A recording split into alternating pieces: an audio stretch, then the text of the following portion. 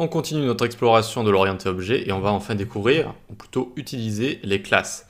Les classes, ça va vraiment servir à être des petites usines à création d'objets. Et on n'aura plus à écrire tout à la main comme ça, et on pourra vraiment en créer autant qu'on veut. Et notamment, c'est très utile pour la construction d'une application par exemple, où vous allez avoir par exemple un e-commerce. Un e-commerce, vous allez prendre des choses dans votre panier et vous allez pouvoir faire en sorte que toutes les choses que vous allez prendre, ce sont des objets. Vous allez prendre un t-shirt, hop, c'est un objet t-shirt. Vous allez prendre un pantalon, c'est un objet pantalon. Et vous allez pouvoir lui attacher des méthodes pour modifier, pour changer la couleur, etc., etc., faire plein de choses comme ça. C'est très utile dans le domaine du jeu vidéo aussi, où vous allez pouvoir créer toutes sortes de personnages à partir d'un même constructeur. Donc on va voir comme ça, on va juste le laisser en commentaire. CTRL-C, tac.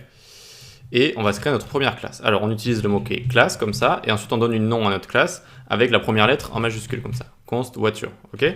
Pour pouvoir faire une usine si vous voulez. Les classes c'est vraiment des petites usines à objets, donc là une usine à voiture on imagine. Très bien, et maintenant dans ces classes il y a une méthode spéciale qui est la méthode constructor. Dans la méthode constructor, on va définir les propriétés de notre objet. Par exemple, on peut lui définir qu'il aura à chaque fois une propriété marque. Et on peut ici lui mettre Ford.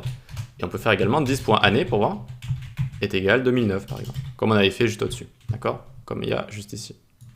Donc on a bien notre classe qui est juste ici, on a notre constructeur, et bien maintenant on peut commencer déjà à créer un premier objet à partir de cette classe. Et par exemple, je fais const voiture 1 est égal, et là je vais utiliser le mot-clé new voiture. Le mot-clé new sert à chaque fois, il fait référence à un constructeur et donc il sert à créer des nouveaux objets. On en avait déjà vu un avec new XML HTTP request et je vais vous en montrer d'autres dans la prochaine vidéo.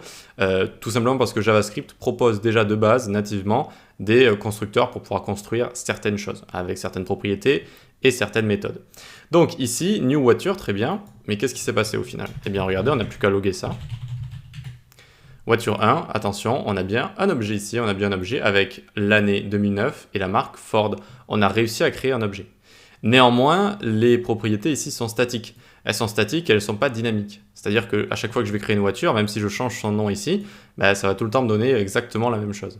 Comment on peut rendre ça plus dynamique? Eh bien, on peut passer ce qu'on met ici, eh bien, on le met directement dans les paramètres ici du constructeur. Je vais marquer marque et année. Et donc ici, je vais marquer 10.marque est égal marque, 10.année est égal année. D'accord? Donc ça fait une référence directe à nos paramètres. Et donc maintenant, quand on va invoquer un nouvel objet, on va pouvoir lui passer des arguments ici. Et on va pouvoir lui passer donc la marque Ford en premier, vu que c'est la marque que j'ai mis en premier, et 2009 ici.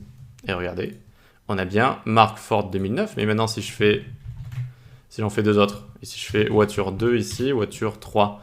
Et ici, je vais chercher dans ma tête parce que je vous dis vraiment, niveau voiture, je m'y connais pas trop. Donc ici, je vais mettre Toyota, j'imagine, et Peugeot. Allez, mettons Peugeot. Tac, très bien. Ok, 2011. Et donc ici, on peut loguer nos trois voitures. Voiture 2 et voiture 3. Et attention, tadam, on a réussi à avoir trois voitures différentes ici, en rentrant à chaque fois les propriétés qu'on a envie de rentrer dans nos objets. Et donc c'est ça qu'il faut comprendre avec les classes, c'est vraiment des petites usines à créer des objets, et donc à créer des objets par exemple avec à chaque fois des propriétés différentes. On va faire un petit zoom sur le mot-clé new dans la prochaine vidéo, puis on verra comment rajouter des méthodes à nos objets, encore une fois avec notre classe juste ici. Allez, on continue.